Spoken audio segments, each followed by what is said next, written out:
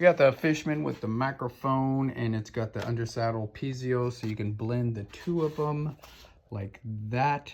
That's an amazing thing. The Elipse Blend is the name of it. I literally scored it on eBay for, this hurts the poor guy that sold it, 50 bucks. So, but it's brand new. The guy packaged it like it was brand new, and amazing. He had the box, all the plastic that went around it and everything. So yeah, that's going in the old Epiphone. And this is the original bridge to it. And as you can see, it's from the 1950s when they first started making plastic. Somebody tried to repair it, and listen to it. Yeah, it sounds like a piece of plastic. So I got some rosewood, and I made a new rosewood bridge for it, sanding that level so the action, it's a little bit bellied. And that concerns me, but there's not a lot you can do because this is an Epiphone Caballero. It's a student guitar, so it doesn't have the the regular bracing for an acoustic guitar. It's got slats across this way. So it is pregnant. There we go. It's pregnant.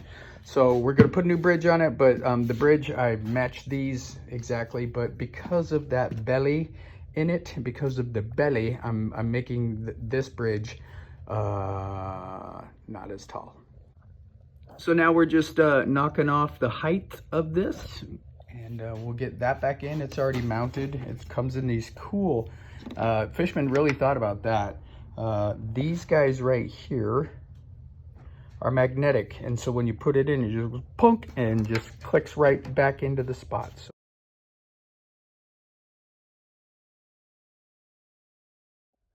And right now I'm just trying to get in there as tight and as close as I can and take as little off, because there's this shadow that goes around a new bridge. When you put a new bridge on, especially these older instruments, you want it to be invisible as much as you can.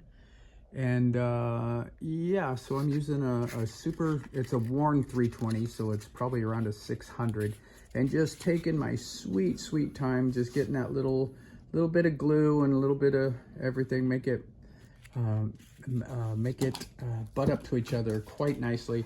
And then I have some old vintage lacquer that I'm gonna just barely touch up with a little paintbrush around the edges to try and make it strings on it. The action is all nice and lowered to where it needs to be. And while I was putting it back together, I was well, I'm waiting on pens. I'm going to get some from Amazon. I don't have any in the shop, so those are the horrendous pens that I have left, and I know that they're sky high. I don't want to ream out those holes until I get the new pens. They're going to be set for it. So while I was putting it all back together and tuning it up, it is 1964, so it's 61 years old, and it has got some grunge on it. It really does. It's got some funk, and there are two schools of thoughts on this. Don't you dare clean all that mojo off of that guitar. And the other one is, oh my God, it's gross, clean it.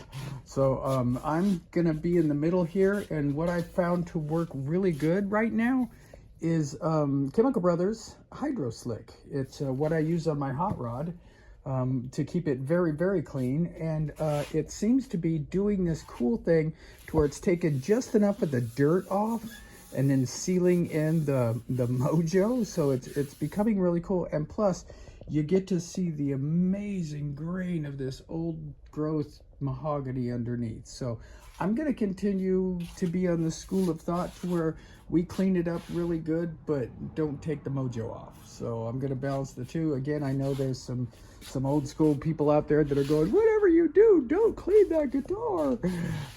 But because I put a bridge on it, I feel like I kind of have the liberty to well, give it a bath every once in a while. So, and here's the technique I'm using with this Chemical Brothers. I am putting just barely anything. It's a gel, so you have to like cut it off or it'll suck it back up into the hole. But I'm barely using a dot of this. I really am. And this is on felt. I have this amazing thick felt that I got from a job a long time ago, and that's basically what I use to oil my guitars and to polish them out. So I just take this very little bit and just stay within my path. I'm definitely going in circles, and then at the very end of the buff, I will go with the grain, but right now it's just enough abrasive, like I said, to take that take the dirt and soot off, probably cigarette stuff going on there. And I'm just taking enough off to where it still looks old, but it looks old and very well taken care of.